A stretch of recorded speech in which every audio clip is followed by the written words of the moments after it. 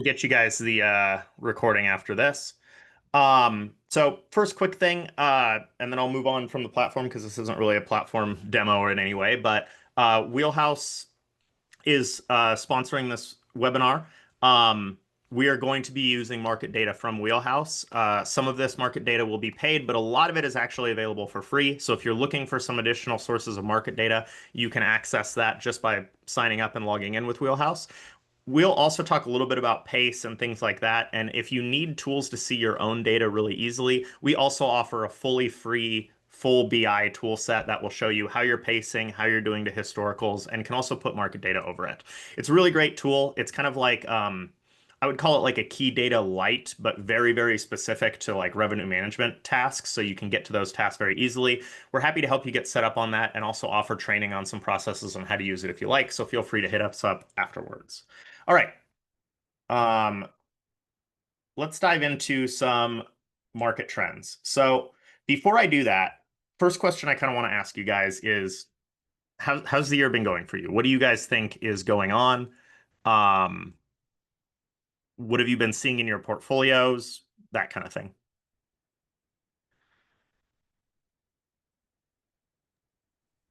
I can start.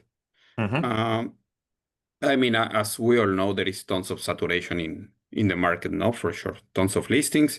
Uh, so having the right pricing strategy is so important because we cannot play, in my opinion, we cannot play these old games that you hold all the way until the end to think that you are gonna get a super high price and in the high season and all this game is not happening here. No, you need to anticipate everyone and do something different to everyone. That's what we need to start thinking here. And obviously, much of the inventory is becoming old. I have seen that the new inventory is doing fairly well.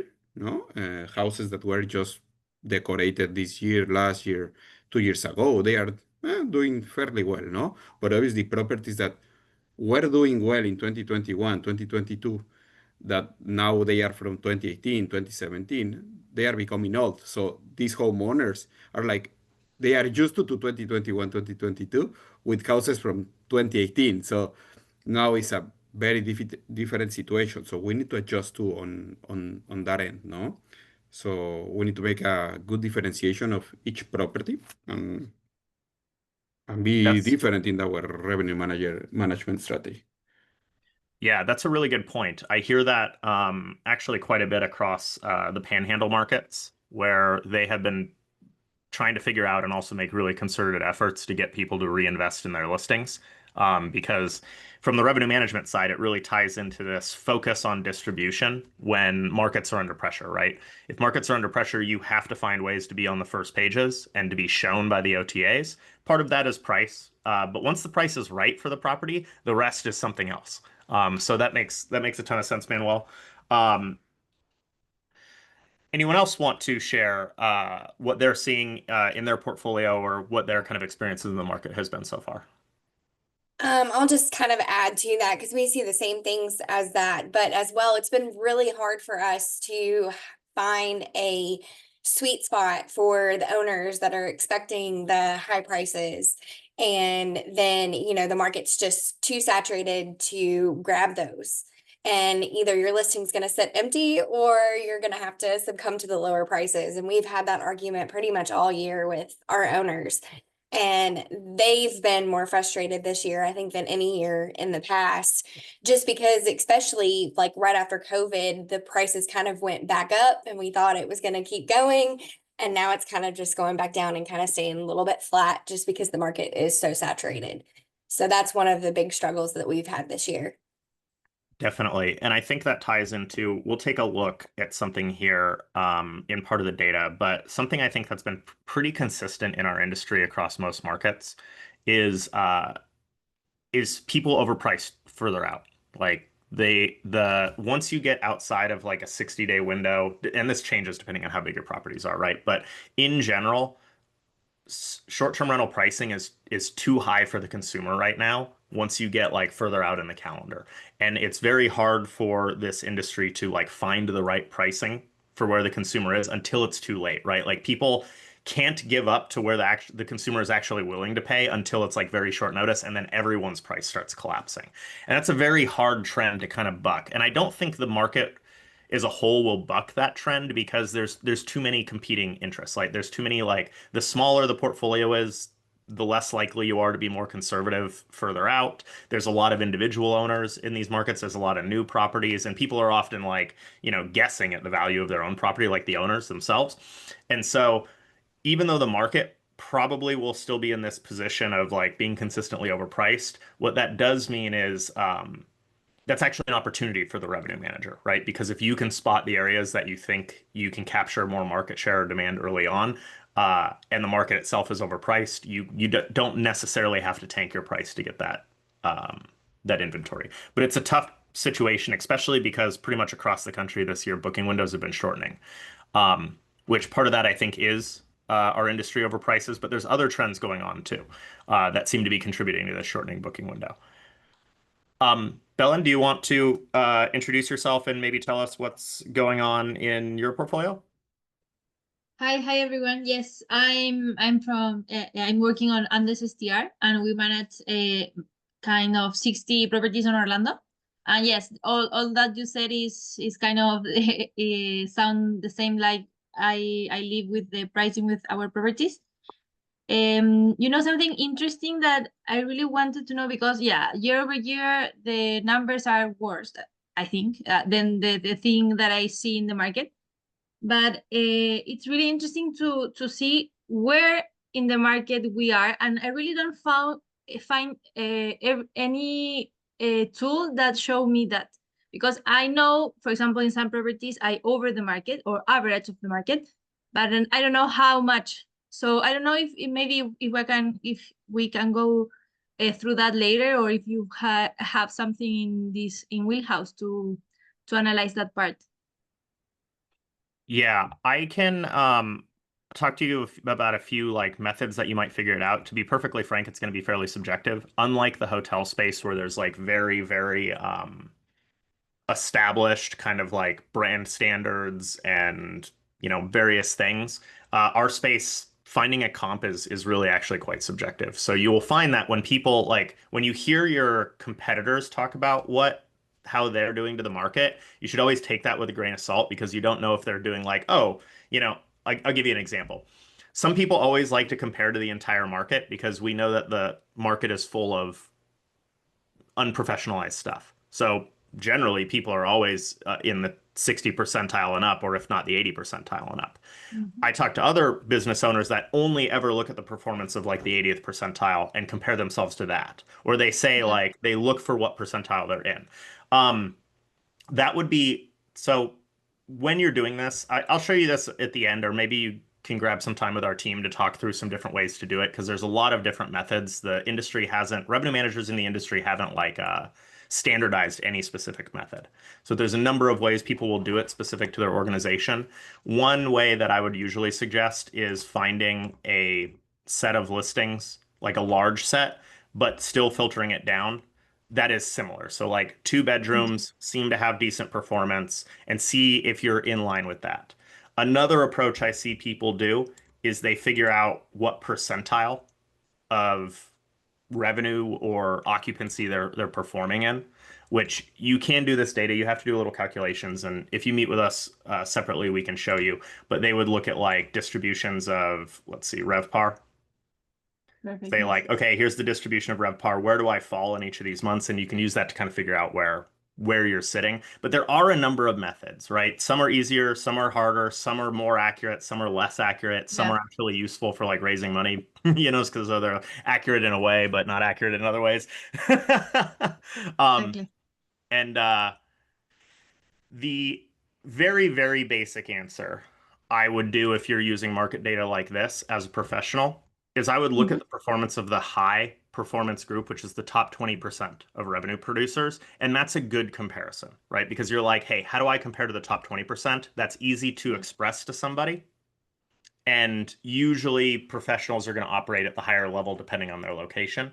And you probably would want to tighten this down from the overall market report to more in the neighborhood, but still try to keep the listing count in there fairly high, you know? Okay, cool. Well, dive in if you have questions. I'll keep asking you some stuff. One of the things I wanted to go over before I dive into the specific market data for these areas is just a few of the trends that I've been observing, because this year has been pretty interesting, as you guys know. Orlando has been, and Walt Disney World has been a market that I think has been kind of under pressure for a little while now, just because there's been so much, you know, I think here in Phoenix have been the two largest supply increase markets over like really since COVID, right? So these markets have had quite a bit more pressure on them than some of the other markets. But this year, we've actually seen pressure pretty much across the country, right? So if we roll back the clock to January, February, or even December 2024, basically things were looking pretty good. Early booking across the country was really, really strong. January and February performance tended to be up a little bit across most markets in the US. But once we hit March, we pretty much saw consistent pressure again in most markets across the country. So a little bit different here. So we'll talk about that when we get here. But when we hit March, almost every market in the country sees significant occupancy pressure. That generally continues through May, where markets are down in occupancy. And then we start to see things deviate, where some markets start to recover for summer, others continue to have significant occupancy pressure. As we've gone into the fall, pretty much mixed signals. Those markets that were having shortfalls all through the summer, so basically almost the entire year, they're continuing to just have shortfalls. So that would be like the Northeast markets. And those are markets that have like, they're heavily impacted by Canadian travel. So given the fact that Canadian travel is basically, you know, deteriorated to a point that's catastrophic, they are missing a huge chunk of business. Across the southern markets, we saw a little bit more recovery in the summer. Like people did come for summer. Not always, they didn't always have to pay the same rate. Like ADRs were sometimes up and down, but people were able to kind of recover the occupancy situation. Those markets tend to be a little less exposed to international travel. They've started to recover a bit, but as we've gone into the fall, it's pretty mixed for them. So like across the Florida Panhandle, other markets in Florida, Alabama, where they do have some fall business, it's pretty mixed. October's looking really, really strong. September's looking really, really bad. And not really clear why. Right? My guess is that my hunch here is that consumers consistently express a high desire to travel still, despite expressing very, very low consumer sentiment that things are going to get better. And so what I think that means is people did take a trip, but they're not taking multiple, or that tapped them out in terms of their finances, right? So now you have these kind of off seasons, which they're just not taking the extra kind of like weekend trip or whatever, which across Florida, Panhandle, and Alabama and stuff really drives those September bookings, because September doesn't have a lot of big events. It's obviously, even though according to them, it's a very nice time to go, it's not driving the kind of business that summer does. Now, I did pull up some market data from other sources before we dive into this, because I do like to do this, just to see what else is available. The main reason is I know you guys got to talk to owners. Having different sources of data to make your case can be very helpful. Obviously, if you're just telling them something, they may take that with a grain of salt. If you send them some Wheelhouse data, they may appreciate it, but still take it with a grain of salt. Start sending them other data sources might be helpful. And so CVBs, things like news articles, those can all be helpful to make a case when you're trying to explain to an owner what's going on and what you need to do. Visit Orlando does have a pretty interesting hotel overview that seems to be freely available. I don't know when they update it, but it is fairly up to date. You can see that they have through June 2025 on this. This is from the Visit Orlando CVB, and it's very nice. It gives you all of the submarket year-to-date occupancies through June and ADR with their change year over year. It's giving us the tax receipts, as well as a few other things, you know, consumer sentiment. So this has a bunch of data pieces that I think are pretty interesting.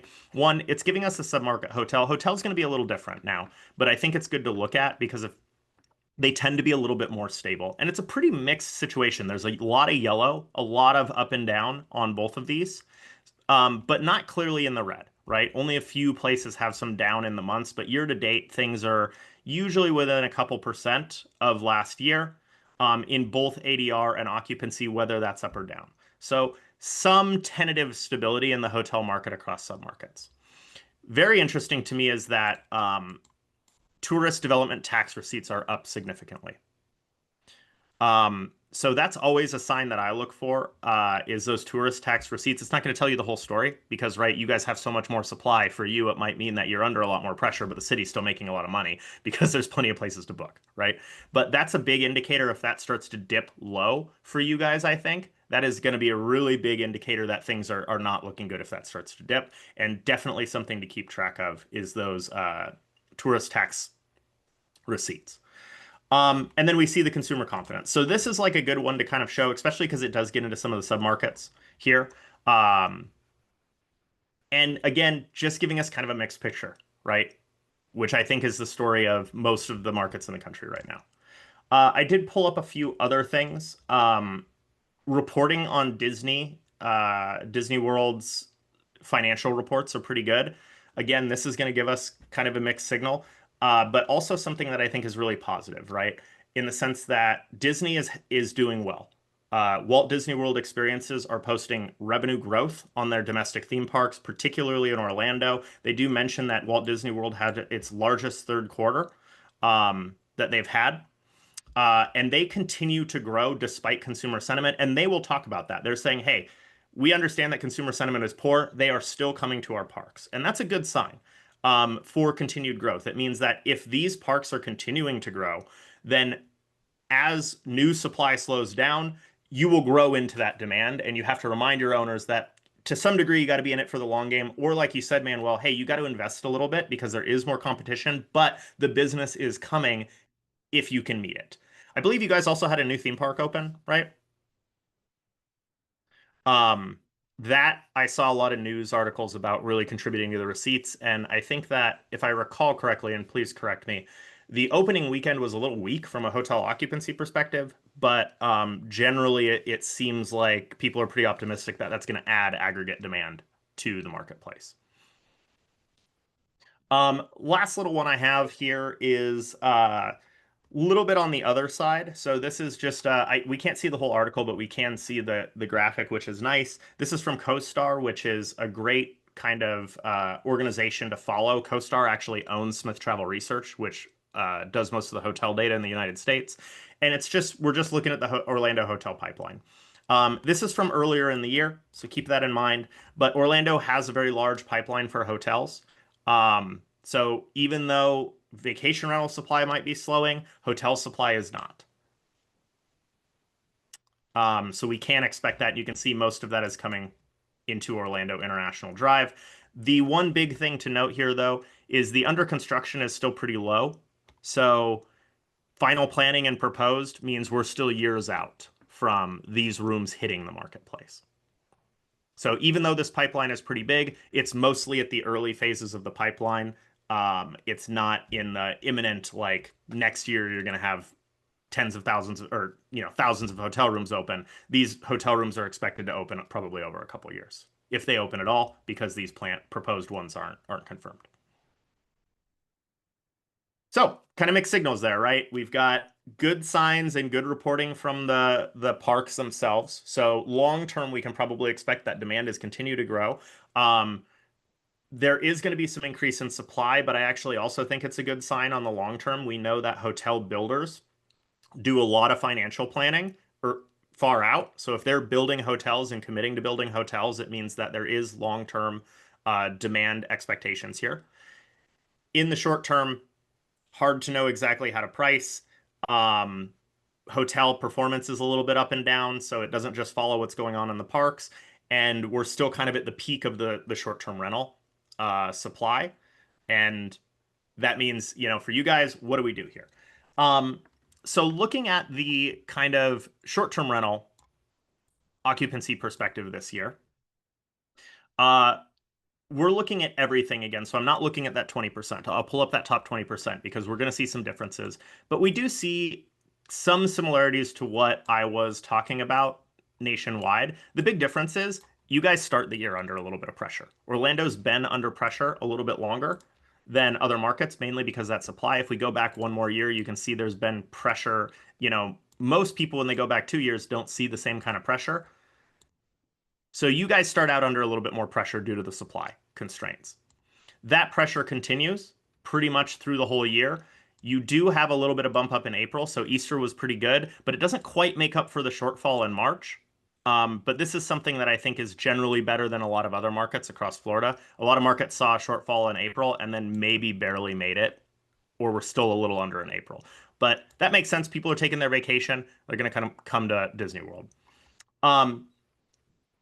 Once we get into the summer, we continue to see these shortfalls, and they're just basically persisting through where we get to today. Now, when we get to September, September is going to be the lowest season. This would be normally a pretty big red flag for me that we're under 50% of what we did last year. And we're already like partway through the month. That's like usually a heuristic I use to just like know if something's down. I did pull up the pacing. It's down about 5%. So last year this was almost 18%. So it was over that 50% mark. And so it looks like this shortfall is going to continue month to month. We're going to see that shortfall appear in September. I would prepare for that. When we go into October, where the seasonality starts to turn back up, we still see those shortfalls occurring. So September, October, and November are all between 3 and 5% down. And so there's a good chance that what we're seeing in terms of these shortfalls here is just going to persist through the end of the year. And that means what you're doing in your pricing strategy is going to be really important. You should probably expect that the market's going to be under a similar amount of pressure and that you want to try to drive that occupancy early before prices collapse in the market, right?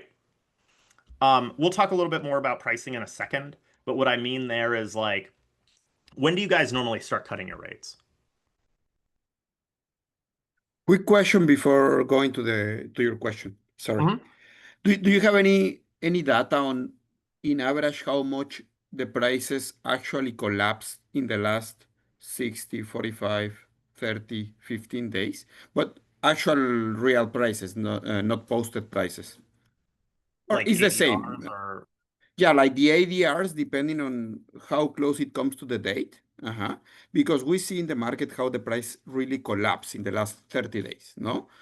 Uh, how much it does, like how much is decreasing the price for similar inventory from 3 months in advance, 2 months in advance, or within a couple of weeks.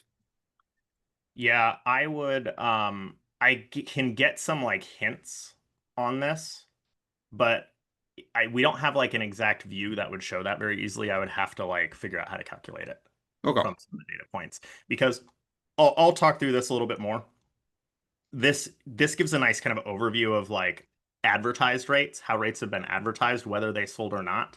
And obviously stuff in the past is like how they ended, but stuff in the future is what people are doing in advance, right? And so I would have to do a little bit more calculation. And I've talked to my team about this.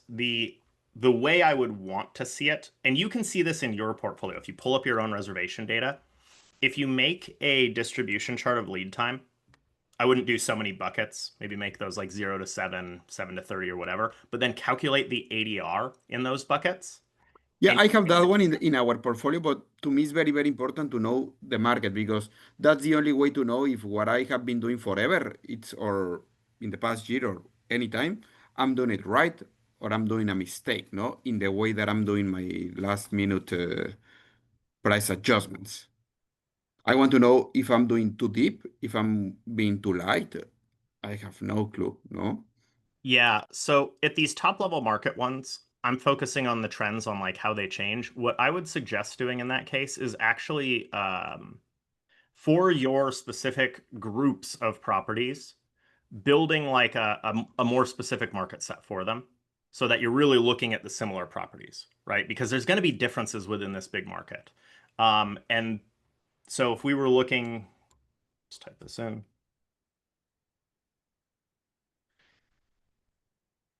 I'm just going to pick any spot as an example. If I picked like a very specific spot and actually filtered down to like the specific bedroom count, Like, I Mhm. think that's pretty key, filtering down to that bedroom count when you're doing these kind of research. And then usually I would put in some filters on like the occupancy over the last year, just because you, as a professional, you probably want to filter out some properties, but you may not, right? It's kind of up to you. Then you can just look at how they're pricing and you can kind of determine like, okay, well, they're pretty high. And you look at their price and their ADR in the past. So it's like if the price in the future is higher and the ADR is lower, you can decide where to place yourself in relation to that. Does that make sense? Yeah, Yeah, there's a it little bit does. of finesse. The hard part of like doing a calculation on this, kind of like how prices has changed, is you can use August, July, June, and June to kind of figure out how prices have changed, but it may not apply to like the future months, and it last year's conditions may not actually work for how people are price managing right now. Good. Okay. So in terms of like when you guys are cutting rates right now, though, when do you, how far out are you are you kind of looking, and when do you kind of make decisions to drop your rates? Depending on the size of the inventory. I mean, the size of the house, I mean, will depend, but within 30, 45 days in advance. 30, 45 days? Mhm. Anyone else? Yeah, for me, the same. For our houses, the same. Okay. 30, So 45 days. 30, 45? Mhm. Awesome. Um, well, we'll pull up some of the rate stuff and see kind of like at a high level what the market's doing. Before I do that, I do want to give you a couple more data points here. Interesting thing, which I mentioned is kind of part of a national trend and is continuing. Even though we're pacing down here pretty much through the end of the year, January and February are up. So early booking is really still looking very strong. And this is something we've seen across the board. Uh, Really far in advance booking is consistently up, it's consistently strong. And what that means is make sure your price is actually like good where you want it and competitive, because people are booking early. It's obviously not a ton. These are low occupancies, but it is up in pace consistently, and it means people are looking and people are planning. And so what we have here is we have this like missing middle where the short-term booking window is really strong, the middle is missing, and then the early booking window is really strong. And that means from a strategy perspective, one, if you don't have that early booking, you're probably going to come in a little short. If you only have the short booking, you're probably going to have a low ADR. This is the problem everyone's trying to solve, is like, where is the missing middle? How do I get the bookings? My hunch here is it's a few things. Some of it is consumer sentiment is actually like consumer behavior is changing, right? People are booking a little shorter just because it's easier. Part of it is financial. I think people don't have the money, so they're nervous about what's going on, and so they don't want to make that decision until they have to. And I think part of it is generally the markets are overpriced in the short-term rental space. So you can experiment in the pricing ones. You can't really do much about the consumer sentiment. One thing that I've seen that's kind of interesting that I've heard from a big Alabama company is they have really correlated that when their deposit policy goes to pay in full, they see a big drop off. And then they only see the pickup again in the short term. And that is kind of interesting to me. I don't know, they don't know exactly what to do about it, but they're thinking that like because people are concerned financially, they're willing to put the deposit down. And if they've already put the deposit down, they're obligated to pay it. But if they have to pay it all, they're not doing it until it's like until they're like going to make a snap decision like, yeah, let's actually go for the weekend. And what that's really harming is their larger homes, right? Or they're like mid-size homes, because people like will make a snap decision to go and stay in an apartment, but they're not going to go stay in a 3 or 4 bedroom house within a week. And so thinking about like, I don't know how you solve that. If you change your deposit policies, if you're able to do stuff through direct marketing. I know there's some software platforms that let people break up the cost of stays. Those might be things we all have to start looking into a little bit more, if that's true, right? Like if people are getting hit with this, like I can't pay in full right now. What do I do? But the short answer here is early booking is strong in the market. So if you're not yet seeing booking here, or you have like not looked at your rates in a while, you may want to start looking at Q1. You may actually have more to gain by spending your time revenue managing Q1 than September, because just, we're in September, the market's down, just drop the rate. Try to get the heads in the beds. You know what I mean? Um, okay, let's take a look at the top 20%, because I did notice when we had this pulled up, there are some differences here. For one, the top 20% is not under near as much pressure. They perform better in Q1, or like January, February. They're under a little pressure here, but they actually made it up in April. So basically through the spring, the top 20% was up a little bit in occupancy. They took the market share from everybody else. We start to see a little pressure in May. May is weak. These shoulder seasons seem to be weaker. But summer, while being down a little bit, is only down a little bit. Same with August. They're almost at this 50% mark. They're pretty much directly at this 50% mark. So they would be about on pace with what they were doing last year. So the top 20% of properties is taking the market share from everyone else. Manuel, I think this really is going to tie into what you're saying. People who are updating their properties, like, you have to make sure, because you can maintain in a competitive environment, but you're taking someone else's lunch by doing it.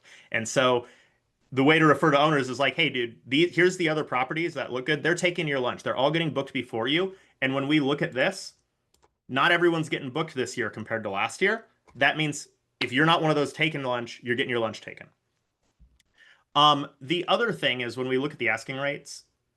So asking rates are advertised rates. This is how people are like, we're us averaging how people are posting rates, and whether or not that gets booked. So we see properties that don't get booked and we see properties that do. The first thing that stands out to me is, looking at the entirety of the market, is Orlando's pretty responsive. Like Walt Disney World in Orlando, the market is responding to what's going on. If I pulled this up in other markets, everyone would be like higher year over year. They'd be like, oh, despite the fact that the market is under a ton of occupancy pressure, we still are going to increase rates on average 10%. That's not happening here. People are reacting in this market. So that tells you something right there. Like, the market isn't just playing dumb and not responding. You do have people in your market are all responding to the fact that this market's under pressure. You guys have been under pressure for longer. It Yes. makes sense.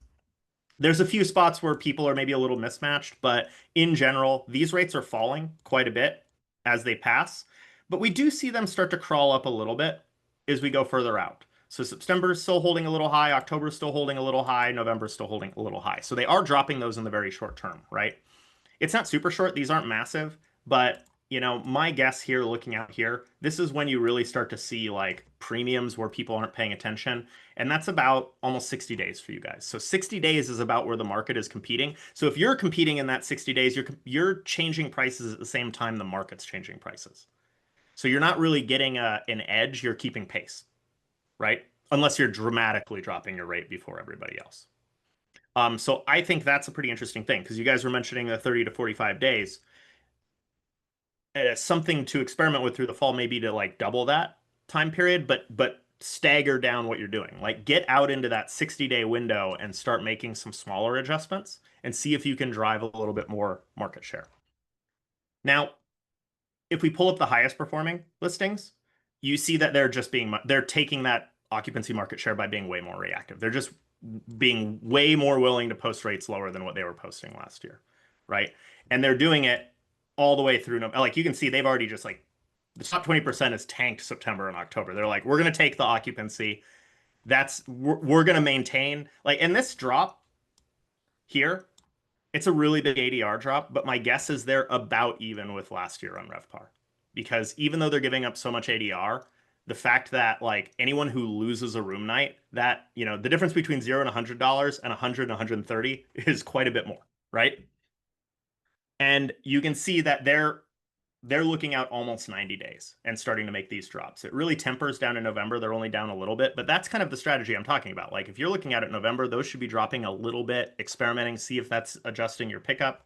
They haven't really adjusted into December yet, and I guarantee you nobody's really adjusting into Q1 yet, especially because early booking is good. So that's that weird sign, right? It's like rates are actually up in Q1, but so is bookings. So really wanting to make sure you're getting some market share out there is really important, because pretty much across the country, we're seeing pretty strong Q1 early pace. And again, we do see, though, the highest performers are a little bit more conservative than their historicals in terms of relative distance than the market at large. The market at large has a much bigger premium out here than the top 20%.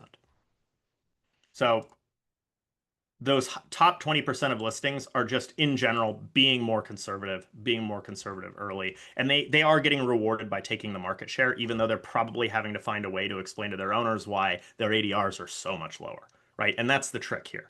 And I think the way that you do that is you're explaining to them like, hey, going unbooked is going to cost you a lot of money. It's going to cost you way more than us dropping the rates. And frankly, we're already dropping the rates this much in the short term, and we're not always getting booked. So let's drop the rates a little bit less, but let's start doing it further out so we can put those bookings on the books.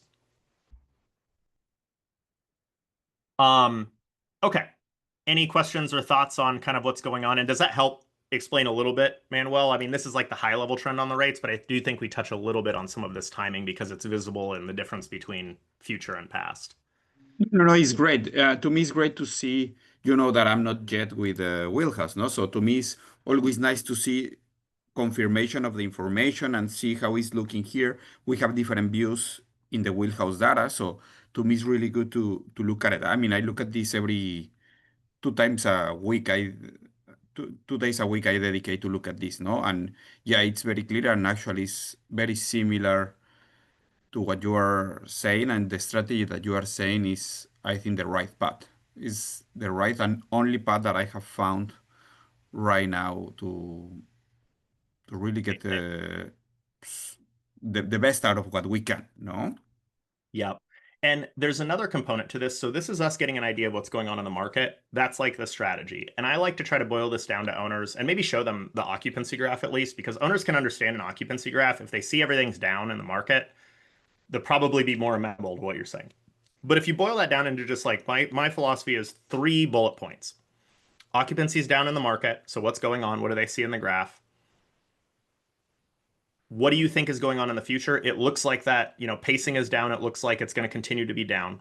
3, what are you doing from a strategic perspective? I think we need to lower rates a little earlier because we're lowering them anyway, but we don't, we might be able to book them at a higher rate earlier than what we end up dropping to.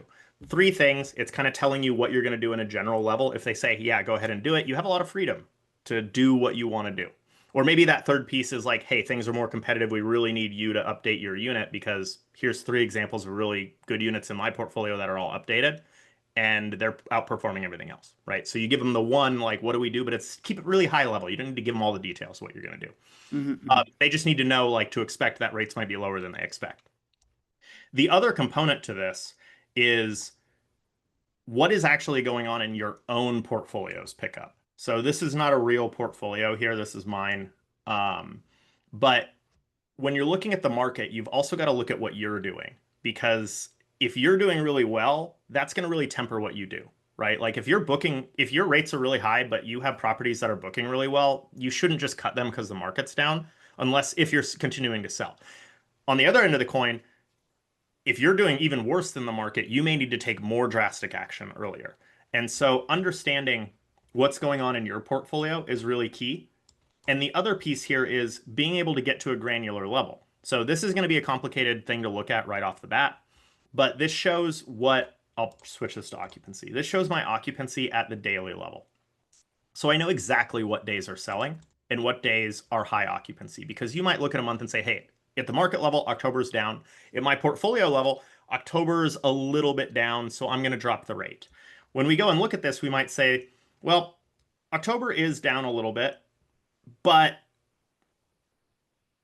Halloween is actually doing really well. And then you fine tune it. I'm only going to drop the dates around Halloween, right? So when you get to this daily level, you can make those little adjustments so that you're not just cutting everything all the time, that you can actually see like, hey, this date in December 1st and 2nd, it's actually selling right now. It has pretty good occupancy. I was planning to drop December, but I'm not going to drop those dates, right? So being able to get to this granular level in a really simple way helps you fine tune that so that you do what your owners want and you can tell them, I'm going to maximize ADR where our portfolio is doing good on those specific days, but my goal is to get the other days booked for you. And I think that's going to make us more money because the difference between 0 and 70 is much more than 100 and 130 or whatever. Yeah. Um, I had an interesting because every owner tells you no. For me, zero is better. No, I have many. I don't know if Belen speaks or Kristen speaks to homeowners. No, but I have many that says, "Oh no, I prefer not renting instead of renting for $90, no, or whatever." They are too cocky, no, yeah. and they call when they get the $90 booking. The first thing that we always say, okay, no worries, we will remove that booking from your calendar. We'll put it in. No, leave it there, leave it there, leave it there. Don't remove the $88 booking. I thought zero was better. Yeah, it's funny. When I was a consultant for revenue management, I used to joke. I joked so much that I called my consultancy revenue therapy. It was like people don't really care what I'm doing. They just need a therapist to talk about like, how does that revenue make you feel? Yes, Um, yes, yes. sometimes you just gotta like let people do that. One of the owner communication is such a big component of revenue management right now. It's what all the revenue managers are talking about is like, how do I communicate to owners? How do I, get them to be more on board? And also like for you, understanding when like they're saying no, but do they really mean it, right? Or do they just want to like talk to me about how stressed out they are about their whatever they're going through, you know?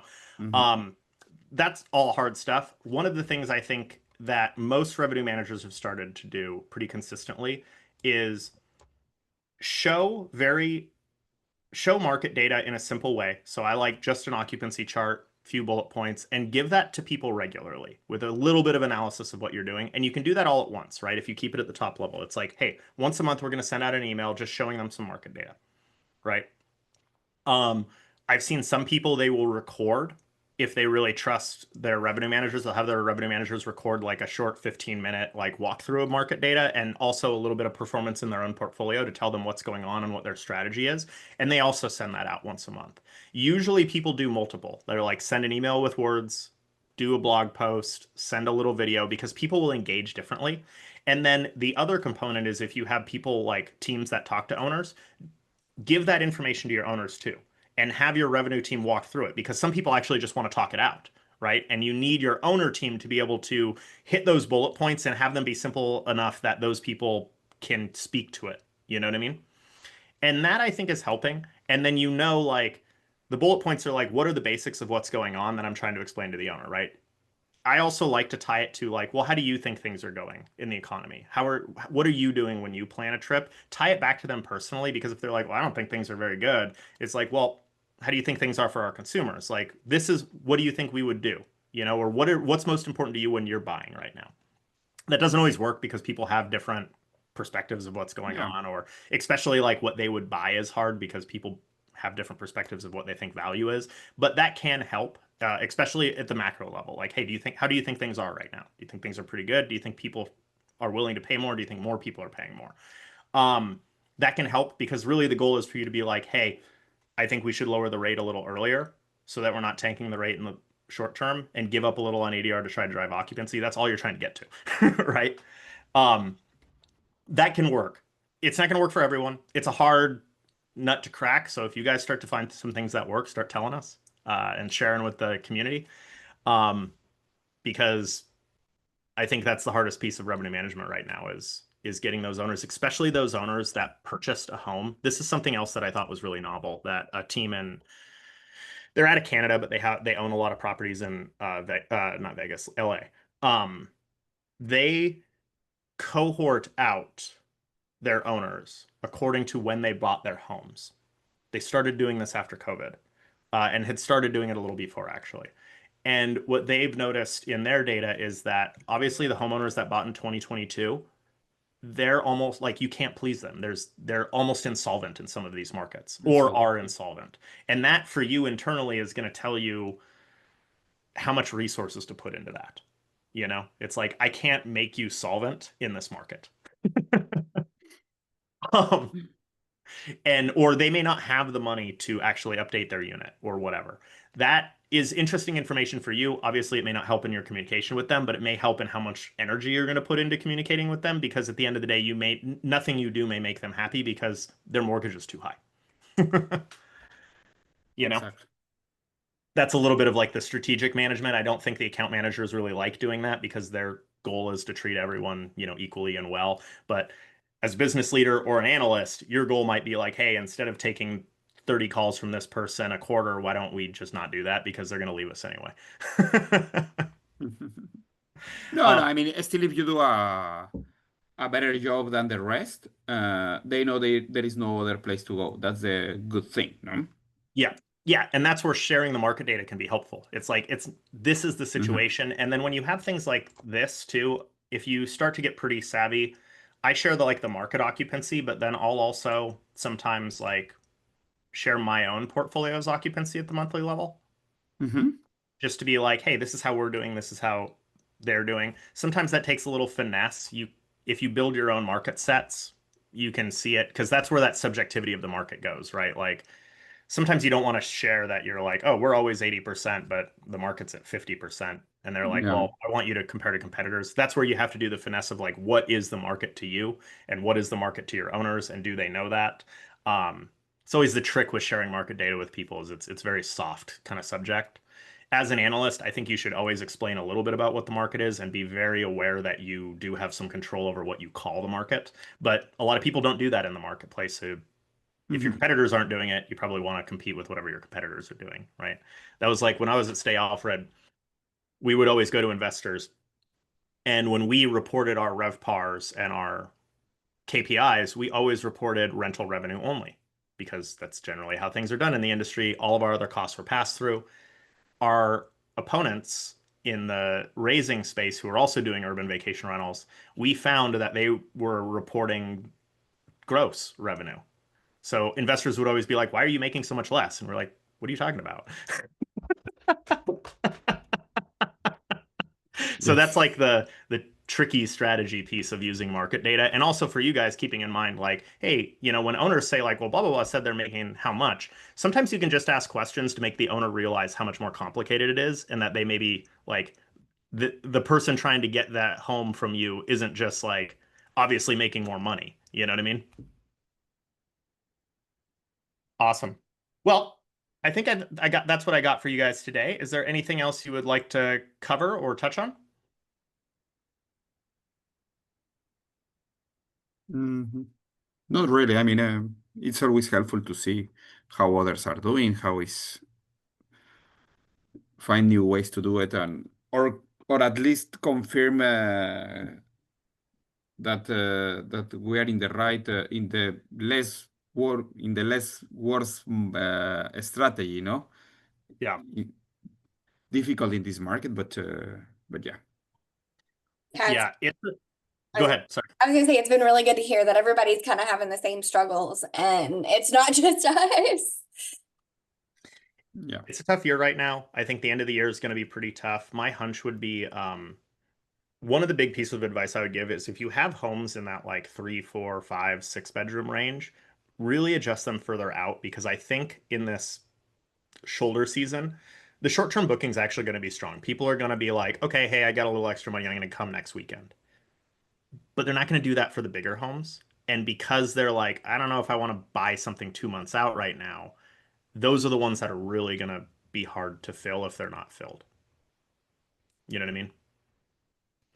Yes. Um, John, quick question. Do you have any data on performance by cancellation policy? we do not. We do not. Okay. Yeah, we don't know all of the cancellation policies that are happening.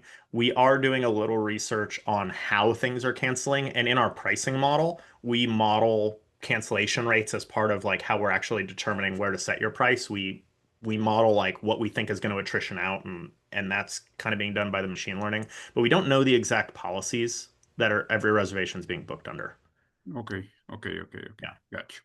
Maybe eventually they're just, the policies are going to be very complicated in this space. Yes. All different between every channel. Yes. I mean, I'm talking about maybe the main one, which is Airbnb, no? The Yeah, main standard, which is Airbnb. But I think this could play a big role in how you can book further out. But obviously there is a risk behind, no? yeah.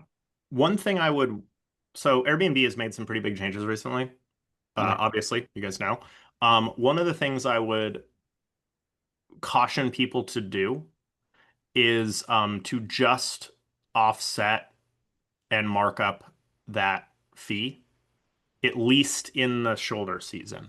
If you put in like just took that 15% and marked up all your rates 15%, consider maybe dropping them back a little bit through the end of the year, just because there's a few things, and this is going to be really different depending on markets.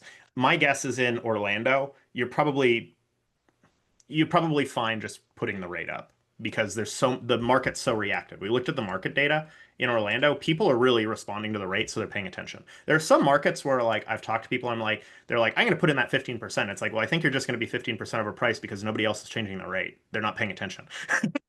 So you kind of got to judge that. And I think over the next few months, there's going to be a period where like people don't the market hasn't fully absorbed that price is different, and it could be good for the consumer. The consumer just sees the prices drop suddenly. But if you just up your price, if you might suddenly be overpriced because your people around you haven't done it yet. And so just watch your pacing and consider massaging that over the next few months. Obviously, you want to protect January, February, March next year. So it makes sense to have them in place. But that was a piece of caution. I'm also the announcement they made about like the pay over time stuff. Yeah. I think that's really interesting. I have come to the conclusion that I actually think this could be a good thing for property managers. It really depends because they haven't announced the programs. It really depends on who they pay out in the event of a failed payment, right? And I think part of them moving to the commission model to me is an indicator that they are going to pay out the cancellation fee to the host because they're just going to take their 15%. They can always figure out their 15%, which means if someone pays 75% of their reservation and cancels it 30 days, that's not necessarily a bad thing for you in a tough market, right? If you get paid out that money. So that's really going to be contingent on who they pay out and how that payout happens for the money they've collected. But I actually think it could be pretty beneficial for a lot of segments of property managers, right? Yes. Because, especially like 1, 2, 3 bedrooms, if you get paid out 70% and can still sell it in 30 days, probably make more money. Or you have the potential to. Yes, exactly. Yeah. Cool, guys. Well, if you have any questions that come to mind, feel free to hit us up. If you do want a little bit more training or access to some of our tools, hit us up. We're happy to help you. And if you do have some very specific things, like you said, Bellin, hit up our team and we can maybe set up some time to help you get to some methods of getting to that data through our own data. Good. You. Belen, say hello to Matty. Tell him that he hasn't called me in a while, that I miss his calls. Mati. Yeah, Matías. Ah, Marias. Yes, of course. I will tell him. Good. Thanks, guys. Thank you. Bye-bye. Bye. Bye.